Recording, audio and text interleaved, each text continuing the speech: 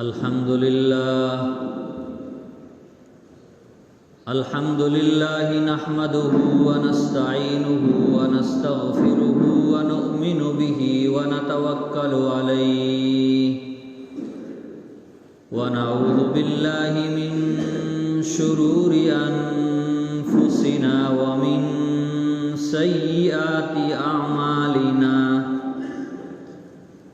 ونعوذ بالله من شرور أنفسنا ومن سيئات أعمالنا من يهده الله فلا مضل له ومن يضلله فلا هادي له ونشهد أن لا إله إلا الله وحده لا شريك له ونشهد أن سيدنا ومولانا محمدا عبده ورسوله أرسله بالحق بشيرا ونذيرا وداعيا إلى الله بإذنه وسراجا منيرا صلى الله عليه وعلى آله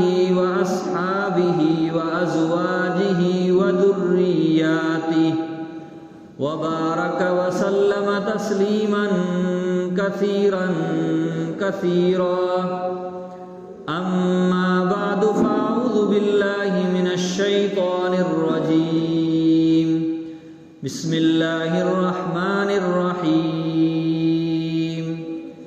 لقد جاءكم رسول من أنفسكم عزيز عليه ما عنتم حريص عليكم بالمؤمنين رؤوف رحيم وقال تعالى وما أرسلناك إلا رحمة للعالمين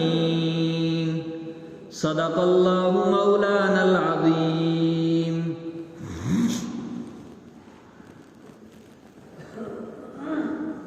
بزرگوں، نوجوان ساتھیوں،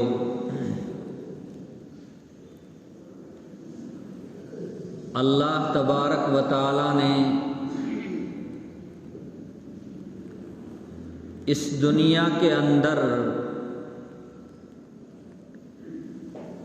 جتنی بھی مخلوقات پیدا فرمائی ہیں، اللہ نے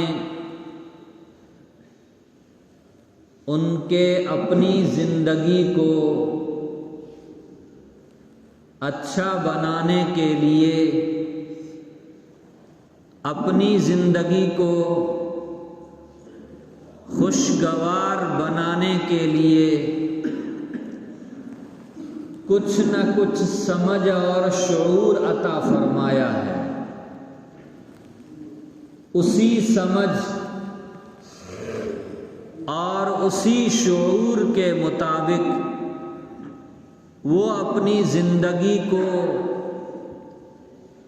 اچھا بناتی ہیں اور اپنی عمر مکمل کر کے دنیا سے رخصت ہو جاتی ہیں۔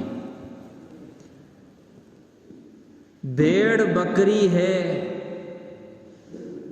گائے ہے، شیر ہے، چیتا ہے، شہد کی مکھیاں ہیں، انسان کے علاوہ جتنی مخلوقات ہیں، ایسا نہیں ہے کہ اللہ نے ان کو پیدا کر دیا اور پتھر کی طرح دنیا کے اندر پھینک دیا۔ ہرگز ایسا نہیں ہے۔ اللہ نے جتنی بھی مخلوقات پیدا فرمائی ہے، ہر مخلوق کے دل و دماغ میں اللہ نے کچھ نہ کچھ سمجھ اور عقل ضرور عطا فرمائی ہے۔ ہمارے جسم میں ایک دماغ ہے، ہمارے جسم میں ایک دل ہے، اسی دل و دماغ کو ہم صحیح استعمال کر کے اپنی زندگی کو اچھا بنانے کی کوشش کرتے ہیں۔ ایک مچھر ہے چھوٹا سا، تحقیق کرنے والوں نے اس کے اوپر تحقیق کی، اس کے اندر 4 دل ہیں۔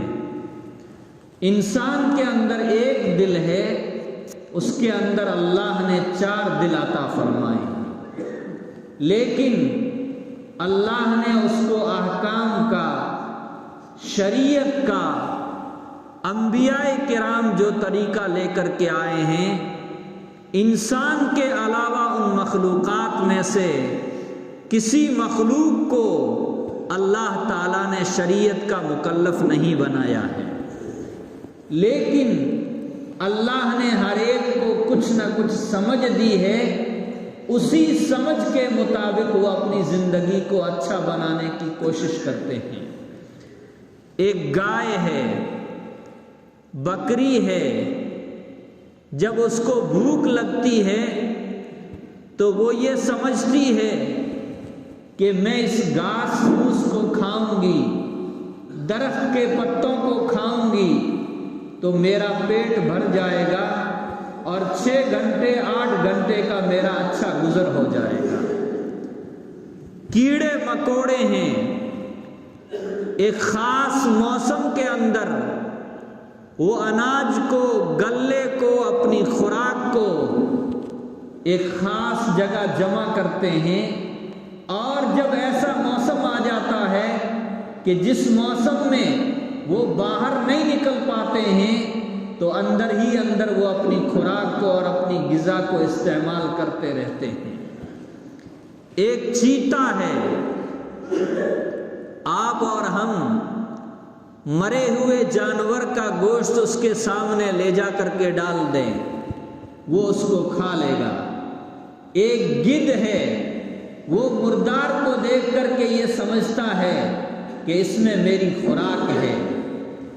بھیڑیا کسی مردار چیز کو سب دیکھتا ہے تو یہ سمجھتا ہے کہ آج تو میری عید ہو گئی ہے، لیکن انہی جانوروں کی طرح ایک چیر پھاڑ کر کے کھانے والا درندہ شیر بھی ہے جو مردار کو ہاتھ نہیں لگاتا بلکہ زندہ جانور کو کھاتا ہے، یا جو ذبح کر کے جانور ڈالا جائے اس کے گوشت کو کھاتا ہے۔ کیوں؟ اللہ نے اس کو جو حس دی ہے، اللہ نے جو اس کو سمجھ دی ہے، اللہ نے جو اس کے اندر شعور رکھا ہے، اس شعور کے مطابق اس غذا کو وہ اپنے لیے کھانے کو پسند نہیں کرتا ہے، اور وہ یہ سمجھتا ہے میں ایسا جانور ہوں جو دوسرے جانوروں کا شکار کر کے کھانے والا ہوں، اس لیے میں مردار کو نہیں کھاتا۔ شہد کی مکھی ہے، ایک موسم میں وہ اپنا ایک گھر بناتی ہے، پتے لاتی ہے، پھول چوس کر کے لاتی ہے اور ایک محل بناتی ہے، ایسا محل کہ دنیا کے انجینئر اور بڑے بڑے بادشاہ بھی دنیا کے اندر ایسا محل تیار نہیں کر پائے۔ اللہ نے شہد کی مکھی کے اندر ایسی صلاحیت رکھی ہے، ایسی سمجھ رکھی ہے کہ اس سمجھ کے مطابق وہ اپنا بہترین محل تیار کرتی ہے، اور اس محل کے اندر اتنی بہترین قسم کی غذا کو وہ تیار کرتی ہے جس غذا کو دنیا کی بہترین غذا کے اندر شمار کیا گیا ہے۔ شہد تیار کرتی ہے، کتنا میٹھا ہوتا ہے، کتنا طاقتور ہوتا ہے اور کتنا صحت کے لیے مفید ہوتا ہے۔ تو میرے بزرگوں، میرے عرض کرنے کا مقصد یہ ہے، انسان کے علاوہ اللہ نے جتنی مخلوقات پیدا کی ہیں ان ساری مخلوقات کو اللہ نے شریعت کا اور احکام کا تو مکلف نہیں بنایا، لیکن اللہ تبارک و تعالیٰ نے ان کو بھی عقل اور سمجھ دی ہے۔ ان ساری مخلوقات کے مقابلے میں اللہ تبارک و تعالیٰ نے انسان کو سب سے زیادہ عقل اور سمجھ عطا فرمائی ہے۔ ذرا سوچنے کی بات ہے۔ انسان کے علاوہ جتنی مخلوقات اللہ نے پیدا کی، ان ساری مخلوقات کی رہبری، ان کی رہنمائی، ان کی سمجھ کے لیے اللہ نے ان کو ایک خاص کیفیت اور ایک خاص سمجھ عطا فرمائی ہے، جس سمجھ کے مطابق وہ اپنی زندگی کو گزار رہے ہیں۔ انسان اشرف المخلوقات ہے۔ دنیا میں اللہ تبارک و تعالیٰ نے انسان کو اپنا نائب اور خلیفہ بنا کر کے بھیجا ہے، اور انسان میں اللہ نے اچھائی کی بھی صلاحیت رکھی ہے، برائی کی بھی صلاحیت رکھی ہے۔ برائی کی طرف آمادہ کرنے والی چیزیں شیطان اور نفس اس کے ساتھ لگے ہوئے ہیں۔ آپ اور ہم سوچیں، جس انسان کو اللہ نے اتنی عقل دی، اتنی سمجھ دی، ساری مخلوقات کا سردار بنایا، دنیا کے اندر اپنا خلیفہ اور نائب بنایا، اس انسان کی ہدایت کے لیے، اس انسان کی رہنمائی کے لیے کیا اللہ تبارک و تعالی کوئی خاص مقصد کے تحت میں کسی مخلوق کو، کسی نبی کو دنیا کے اندر نہیں بھیجے؟ یقیناً بھیجے۔ اور اللہ تبارک و تعالی نے، ہم اور آپ روزانہ سنتے ہیں کہ انسان کی صلاحیت کو نیک کاموں کے اوپر لگانے کے لیے، انسان کو بھلائی کے کاموں کی طرف رہنمائی کرنے کے لیے اللہ تعالیٰ نے نبیوں کو اور رسولوں کو دنیا کے اندر بھیجا۔ آدم علیہ السلام سے لے کر کے حضرت نبی کریم صلی اللہ علیہ وسلم تک 1,00,000 کم و بیش 24,000 انبیاء کرام تشریف لائے ہیں۔ مقصد کیا تھا؟ ہدایت والا راستہ دکھائیں، گناہ اور برائی کے کاموں سے روکنے کی انسانوں کو کوشش کریں۔ آخر میں حضرت نبی کریم صلی اللہ علیہ وسلم تشریف لائے۔ آپ کی تعلیمات کا دائرہ، آپ کی شریعت کا دائرہ ہر شعبے کے اندر پایا جاتا ہے۔ زندگی کا جو بھی گوشہ ہے، زندگی کا جو بھی شعبہ ہے، ہر شعبے میں، ہر گوشے میں حضرت نبی کریم صلی اللہ علیہ وسلم نے انسانوں کی رہنمائی فرمائی ہے۔ ایک جملے کے اندر اگر اس کو ادا کیا جائے تو ہم اور آپ اس کو یوں ادا کر سکتے ہیں کہ بچہ ماں کے پیٹ میں ہوتا ہے۔ کہاں ہوتا ہے؟ ماں کے پیٹ میں۔ ابھی ماں کے پیٹ سے باہر نہیں آیا ہے، ماں کے پیٹ میں ہوتا ہے۔ وہاں سے لے کر کے اس کو قبر کے اندر پہنچانے تک حضرت نبی کریم صلی اللہ علیہ وسلم نے ہماری رہبری اور رہنمائی فرمائی۔ لیکن ان گوشوں میں سے، ان پہلوؤں میں سے 3-4 پہلو میں آپ حضرات کے سامنے ابھی بیان کرنے جا رہا ہوں۔ ہم الحمدللہ دیگر اعمال کے متعلق بھی سنتے رہتے ہیں، عقائد کے تعلق سے بھی سنتے رہتے ہیں، لیکن حضرت نبی کریم صلی اللہ علیہ وسلم کی سیرت کیا ہے اور آپ جس شریعت کو لے کر کے آئے ہیں اس کی خصوصیات کیا ہیں، یہ چیزیں ہم کو سننے میں بہت کم ملتی ہیں۔ جن گوشوں اور جن پہلوؤں کے اوپر مجھے روشنی ڈالنی ہے، سیرت نگاروں نے، حضرت نبی کریم صلی اللہ علیہ وسلم کی زندگی کے اوپر لکھنے والے لوگوں نے، آپ کی شریعت کی خصوصیات کو بیان کرنے والے لوگوں نے یہ چیزیں بڑی وضاحت کے ساتھ لکھی ہے، اور کتنی بڑی بڑی لکھی ہے اور کتنے مطالعے کے بعد میں لکھی ہے۔ بعض کتابیں سیرت کے تعلق سے، شریعت کی خصوصیات کے تعلق سے 80 جلدوں کے اندر آج بھی دنیا کے اندر وہ کتابیں موجود ہیں۔ صرف حضرت نبی کریم صلی اللہ علیہ وسلم کے نعلین مبارکین، جوتے کیسے تھے، ان کی کیفیات کیسی تھی، مسجد نبوی کے اندر جو لائبریری ہے، صرف اس ایک لائبریری کے اندر آپ علیہ الصلوۃ والسلام کے جوتوں کے تعلق سے لکھی جانے والی کتابیں 55-60 تک اس کی تعداد پہنچتی ہے۔ میرے بزرگوں، ہمیں یہ چیزیں بھی سمجھنی چاہیے کہ ہم نے اسلام کو جو مانا ہے، محمد الرسول اللہ صلی اللہ علیہ وسلم کو نبی مانا ہے، یہ بلا سوچے سمجھے نہیں مانا ہے۔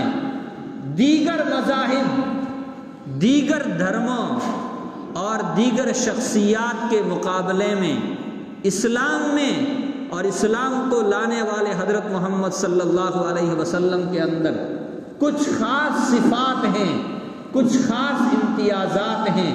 ان امتیازات کی بنیاد پر اسلام دنیا کے اندر پھیلتا گیا اور آج دنیا کے ہر کونے کے اندر الحمدللہ اسلام اور مسلمان موجود ہیں۔ ان سب کے اندر سب سے بڑا پہلو اور جو سب سے بڑی صفت ہے، اس کو کہا جاتا ہے وحدت الہ۔ نبی علیہ الصلوۃ والسلام سے پہلے بھی جو انبیاء آئے، انہوں نے بھی ایک معبود ہونے کا عقیدہ دیا، ایک معبود ہونے کا اور ایک اللہ کو ماننے کا انہوں نے لوگوں کو اس کی تعلیم کی، اس کی تبلیغ کی۔ لیکن حضرت نبی کریم صلی اللہ علیہ وسلم کی شریعت، کیونکہ سارے انبیاء کی شریعت سارے انبیاء کے مذاہب کا خلاصہ ہے، اس لیے حضرت نبی کریم صلی اللہ علیہ وسلم نے ایک اللہ کے ماننے کے اوپر بڑا زور دیا، بڑی تاکید بیان فرمائی۔ اور قرآن میں اللہ تعالیٰ نے یہاں تک بیان فرمایا، اللہ کے ساتھ اگر کسی کو شریک کرو گے وہ گناہ معاف نہیں ہیں۔ دوسرے گناہ اللہ چاہے گا تو معاف کر سکتا ہے، لیکن شرک کے گناہ کو، اللہ کے ساتھ کسی اور کو معبود ماننے کے گناہ کو اللہ ہرگز معاف نہیں کر سکتا ہے۔ اللہ اپنی ذات میں اکیلا ہے، وہ کسی دیوتا کی شکل میں یا کسی اوتار کی شکل میں دنیا میں کبھی نہیں آتا ہے۔ یہ عقیدہ بالکل غلط ہے۔ حضرت عیسیٰ علیہ الصلوۃ والسلام نے بھی ایک اللہ کے ہونے کا عقیدہ دیا، حضرت موسیٰ علیہ الصلوۃ والسلام نے بھی اللہ کے ایک ہونے کا عقیدہ دیا، لیکن موسیٰ علیہ السلام کے دنیا سے جانے کے بعد یہودیوں نے حضرت عزیر علیہ الصلوۃ والسلام کو اللہ کا بیٹا بنا دیا۔ کیا بنا دیا؟ اللہ کا بیٹا۔ عیسائیوں نے کہا اللہ ایک نہیں ہے بلکہ اللہ تین ہے۔ اللہ کیا ہے؟ تین ہیں۔ اقنوم ثلاثہ، تینوں کا مجموعہ مل کر کے ایک اللہ ملتے ہیں۔ نبی علیہ الصلوۃ والسلام نے فرمایا یہودیوں کا عقیدہ بھی باطل ہے، عیسائیوں کا عقیدہ بھی باطل ہے، اور ہندوؤں کے یہاں تو ہر پتھر کے نیچے خدا ملتا ہے، ہر اینٹ اور پتھر اور ہر درخت کے نیچے ان کے یہاں تو خدا ملتا ہے۔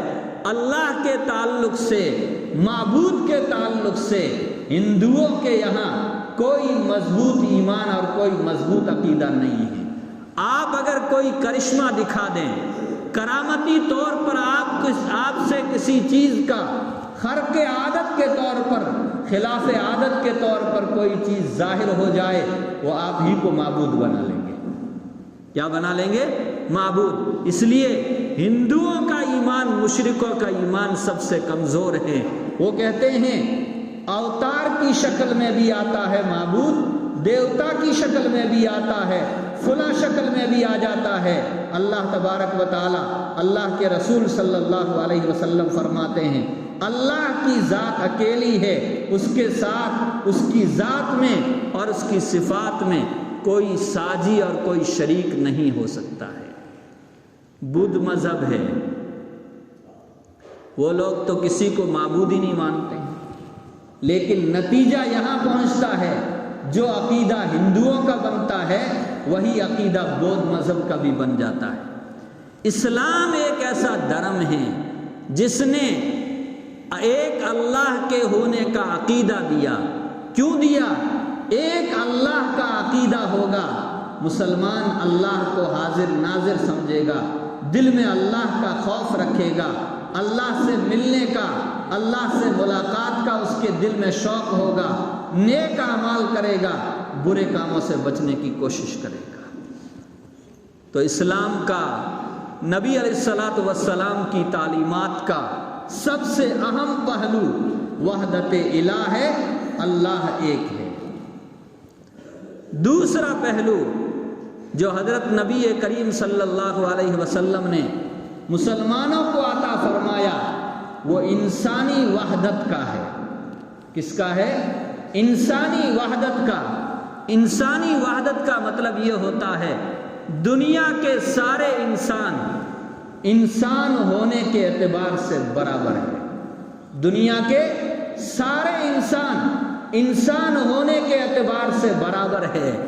عرب کا رہنے والا ہو، عجم کا رہنے والا ہو، افریقہ کا رہنے والا ہو، یورپ یا امریکہ کا رہنے والا ہو، دنیا کے کسی جگہ کا رہنے والا ہو، انسان انسان ہونے کے اعتبار سے سب برابر ہے۔ جس کا ایمان مضبوط ہوگا، جس کے اندر تقویٰ کی صفت زیادہ ہوگی، وہ اللہ کے نزدیک سب سے زیادہ بلند مرتبہ ہے۔ اسلام سے پہلے یہ چیز نہیں تھی۔ کس سے؟ حضرت نبی کریم صلی اللہ علیہ وسلم کے دنیا میں تشریف لانے اور اسلام کے پھیلانے سے پہلے دنیا میں یہ چیز نہیں تھی۔ تو دنیا میں کیا چیز تھی؟ بادشاہت کے لیے الگ انسان ہوتے تھے، حکومت کرنے والے لوگ الگ ہوتے تھے، خدمت کرنے والے لوگ الگ ہوتے تھے۔ ملک ایران کے اندر اسلام سے پہلے یہ تصور پایا جاتا تھا جو بادشاہ کے گھر میں پیدا ہوگا وہی بادشاہ ہوگا، دوسرا کوئی بادشاہ اور حاکم نہیں بن سکتا ہے۔ اسلام نے اس نظریے کو ختم کر دیا۔ یہودیوں کے یہاں جو یہودیوں کے گھر میں پیدا ہوگا وہی ان کے دھرم کو قبول کر سکتا ہے، دوسرا کوئی یہودی دھرم قبول نہیں کر سکتا ہے۔ اور ہندوؤں کے یہاں تو ہم اور آپ سنتے ہیں بڑی تفریق ہے، ایک اونچی ذات ہے، ایک نیچی ذات ہے، 4 قسمیں کی جاتی ہیں ان کے یہاں۔ وہ کہتے ہیں جو بڑی قومیں ہیں وہ سر سے پیدا ہوئے ہیں، چھتری بازو سے پیدا ہوئے ہیں، کوئی پیٹ سے پیدا ہوئے ہیں، اور جو سب سے نیچی ذاتیں ہیں وہ دیوتا کے پاؤں سے پیدا ہوئے ہیں۔ ان کا کام صرف پاخانہ صاف کرنا، نالیاں صاف کرنا، گندگیاں اٹھانا، صرف یہ کام ہے ان کا۔ یہ لوگ حکومت میں نہیں آ سکتے، یہ لوگ تعلیم حاصل نہیں کر سکتے، یہ ڈگریوں کے اوپر نہیں آ سکتے۔ اور تاریخ میں مورخین نے لکھا ہے، کیا لکھا ہے؟ ہندو مذہب میں نیچی ذاتوں کے اوپر جتنا ظلم ہوا ہے دنیا میں کسی اور قوم کے اوپر اتنا ظلم نہیں ہوا ہے۔ اب تو دنیا میں جمہوری حکومتیں ہیں، اس لیے آپ اور ہم روزانہ بھیم کے نعرے لگانے والوں سے روزانہ سنتے ہیں، جے بھیم کے نعرے لگانے والوں سے، کہ ہم 4000 سال سے غلامی کی زندگی بسر کرتے آ رہے ہیں۔ کتنے سالوں سے؟ 4000 سالوں سے۔ اسلام واحد مذہب ہے، اسلام اکیلا مذہب ہے جس نے کہا عرب ہو، عجم ہو، کالا ہو، گورا ہو، بڑا ہو، ٹھگنا ہو، انسان ہونے کے اعتبار سے سب برابر ہے۔ چنانچہ نبی علیہ الصلوۃ والسلام کے دربار میں اور آپ کے پاس میں جہاں قریش مکہ بیٹھتے تھے، جو اپنے آپ کو عرب کا سردار کہتے ہیں، ان عربوں کے ساتھ حضرت بلال حبشی رضی اللہ تعالیٰ عنہ بھی ہیں، صہیب رومی رضی اللہ تعالیٰ عنہ بھی ہیں، سلمان فارسی اور سلمان ایرانی رضی اللہ تعالیٰ عنہ بھی ہے۔ سب کو نبی علیہ الصلوۃ والسلام نے برابر کر دیا، اور اپنے انتقال سے کچھ پہلے جب آپ ایک لشکر کو روانہ فرما رہے ہیں تو اس لشکر کا جس کو امیر بنایا جاتا ہے وہ ایک غلامی کی زندگی سے گزر کر کے آئے۔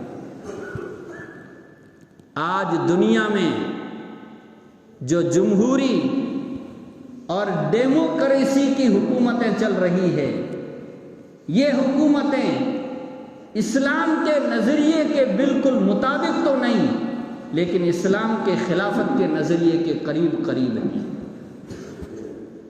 اس لیے جمہوری حکومتوں کو مضبوط کرنا چاہیے۔ سارے انسان برابر ہیں۔ جو جمہوریت کا نعرہ دے، جو امن کا نعرہ دے، ہمیں ان کا ساتھ دینا چاہیے۔ دو چیزیں۔ تیسری چیز، اسلام سے پہلے علم سیکھنے اور سکھانے کے اوپر بھی اجارہ داری تھی۔ کچھ خاص خاندان ہی سیکھتے تھے، ہر ایک کو علم سیکھنے کی اجازت نہیں تھی۔ قرآن کے اندر جو پہلی وحی اللہ تبارک و تعالیٰ نے نازل فرمائی، اس وحی ہی کا تعلق پڑھنے اور لکھنے سے ہے۔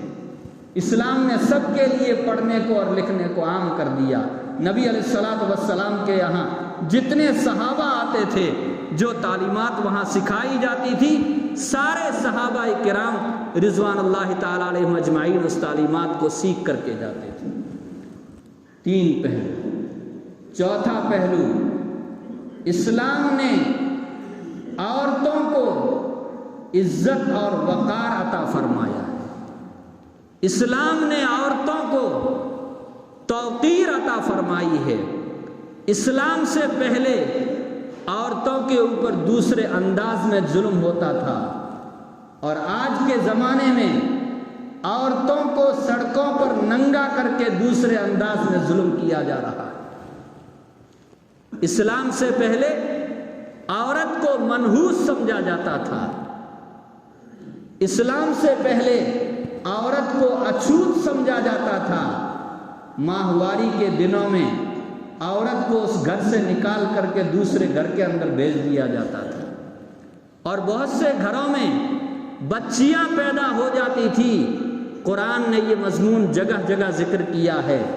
بچی کے پیدا ہونے کو باپ اپنے لیے بہت بڑا عیب سمجھتا تھا، اور ان بچیوں کو گڑھا کھود کر کے زندہ ہی ان کو مار دیا جاتا تھا، دفن کر دیا جاتا تھا۔ اسلام نے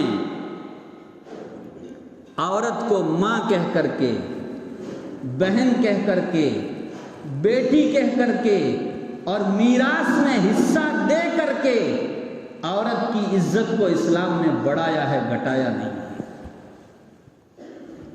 ورنہ عورتوں کو باندیا اور لونڈیا سمجھا جاتا تھا۔ جیسے بکریوں کی خرید و فروخت ہم کرتے ہیں، اسی طرح عورتوں کی اس زمانے میں خرید و فروخت ہوا کرتی تھی۔ 4 چیزیں۔ 5ویں چیز، اسلام نے، حضرت نبی کریم صلی اللہ علیہ وسلم نے دین اور دنیا دونوں کو الگ نہیں کیا ہے۔ یاد رکھنا، اچھی طرح سمجھنا، دین اور دنیا دونوں کو الگ نہیں کیا ہے۔ دنیا دار الاسباب ہے، اسی میں ہماری زندگی بسر ہونی ہے۔ ہم دنیا سے منہ پھیر کر کے اپنی زندگی کو کبھی اچھا نہیں بنا سکتے۔ اسلام سے پہلے کیا تھا؟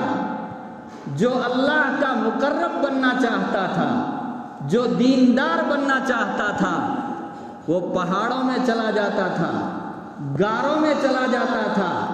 عورتوں کے ساتھ ملنے کو گناہ سمجھا جاتا تھا اسلام سے پہلے۔ اسلام نے اس نظریے کو ایک دم کنڈم کر دیا، ختم کر دیا کہ دین اور دنیا دونوں ساتھ میں چلیں گے۔ دین بھی اور دنیا بھی۔ دین نام ہے، دنیا کے اندر حلال اور حرام کی تمیز کے ساتھ زندگی گزارنے کا۔ سمجھ رہے ہیں؟ دین نام ہے، اس دنیا میں حلال و حرام، جائز اور ناجائز کاموں کے اندر فرق کر کے تمیز کر کے زندگی گزارنے کا نام دین ہے۔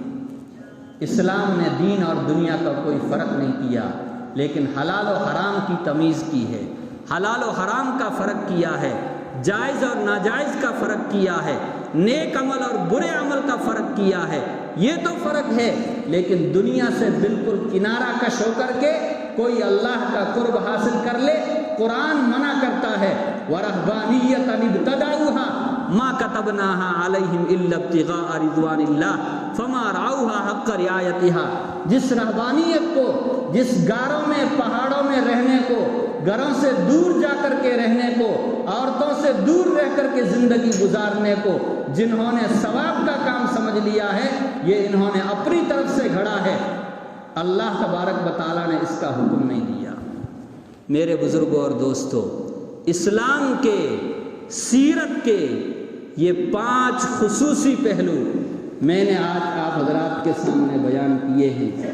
سب سے پہلا پہلو یہ بیان کیا تھا، اسلام نے ایک اللہ کے ہونے کا جو نظریہ دیا ہے، دنیا میں مسلمانوں کے علاوہ وحدت الہ کا وہ نظریہ اور وہ عقیدہ دنیا میں کسی اور قوم کے پاس میں موجود نہیں۔ دوسرا، انسانی وحدت، انسان ہونے کے اعتبار سے دنیا کے سارے لوگ برابر ہیں، اسلام نے یہ نظریہ دیا ہے۔ تیسرا، علم کی حوصلہ افزائی، تعلیم و تعلم کی حوصلہ افزائی اسلام نے کی ہے۔ اسلام سے پہلے کچھ خاص لوگوں کی سیکھنے سکھانے کے اوپر اجارہ داری تھی۔ تیسری چیز، عورتوں کو عزت و احترام اسلام نے دی ہے۔ یہ صرف سننے سے سمجھ میں نہیں آئے گا، ہم اسلام کے آنے سے پہلے کے حالات سنیں گے، پڑھیں گے تو ہمارے سمجھ میں آئے گا کہ اسلام نے عورت کو کتنا بڑا مقام دیا ہے۔ اور 5ویں چیز یاد رکھنا، دین اور دنیا کے اندر اسلام نے کوئی فرق نہیں کیا ہے۔